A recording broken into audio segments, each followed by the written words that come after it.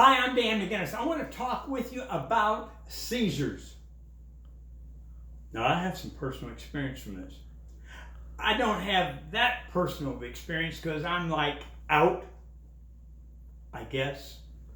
Like almost like you're unconscious or you don't know what's going on. But my wife knows. You see, 26 years ago, I had 6 seizures. 5 of them they were all when I was asleep. And they were all once a month. And then on that 6th seizure, I was with my good friend Jerry Humphrey, and we were in Palm Springs at the Marriott for a week-long seminar with Mike Ferry.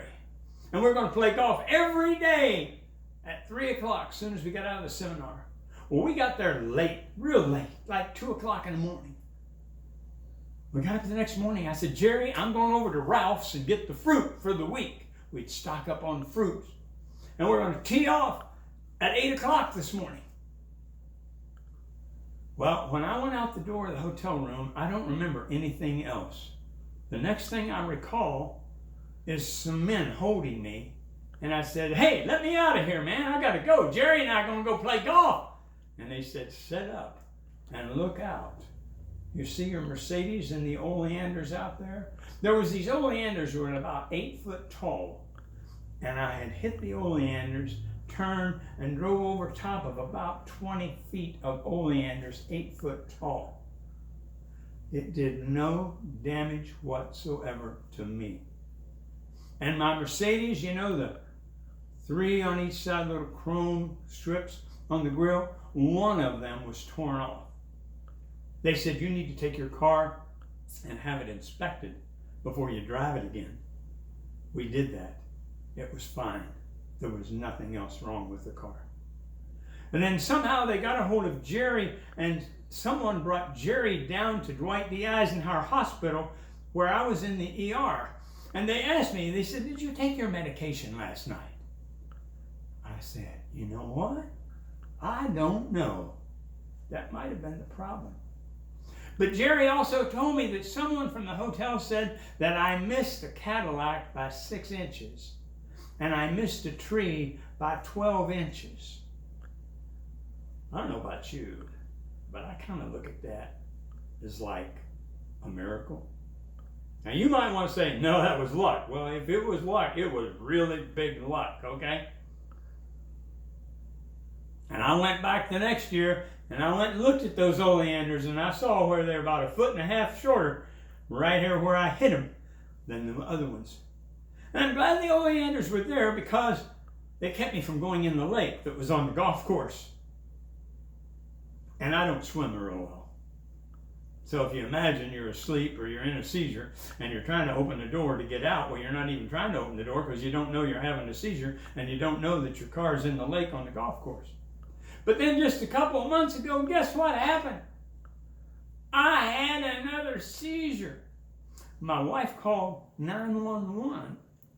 But they said, we're busy right now. You'll have to call back later. Well, she called my good friend Joseph Barker. Joe was just 5 minutes away. He came over and says, why don't we just go down to the hospital, Dan? I said, what for? He says, come on, let's go. Okay, whatever Joe wants to do, I'll do. Well, I remember walking through the garage in between our 2 cars. And I remember walking in the emergency room, but that's all I remember. Joe said, I said, while we were there, I'm going to the restroom. And he said, I figured you knew what you were doing because you've been here 35 times before. They took a look at my brain. They said everything seems to be all right and I could go home. Now, you think you can't sell real estate when you have a seizure. That's not true, see? I don't think that way.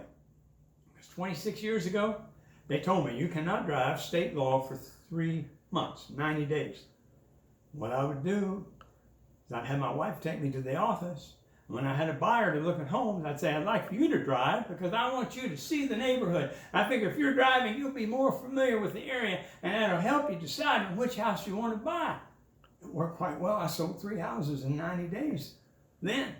Now you know what I do today? I don't always take my wife for a driver.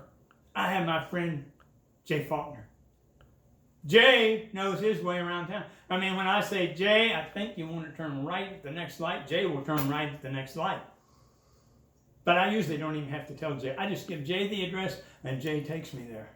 And I bet the people are wondering, who is that person sitting in the car that's 113 degrees, and they're sitting in the car, keeping the car cool for him. So after we look at this house, he gets back into a cool car. He must be pretty important to have someone that important to drive him and keep the car cool for him.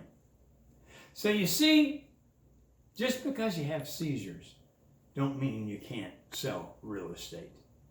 I have a passion about this business. I've helped over 930 families buy or sell a home.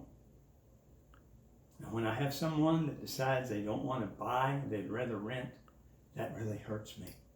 It hurts real bad because I know they could be making money instead of throwing away rent money. I have a thought for you. When you change the way you look at things, the things you look at change.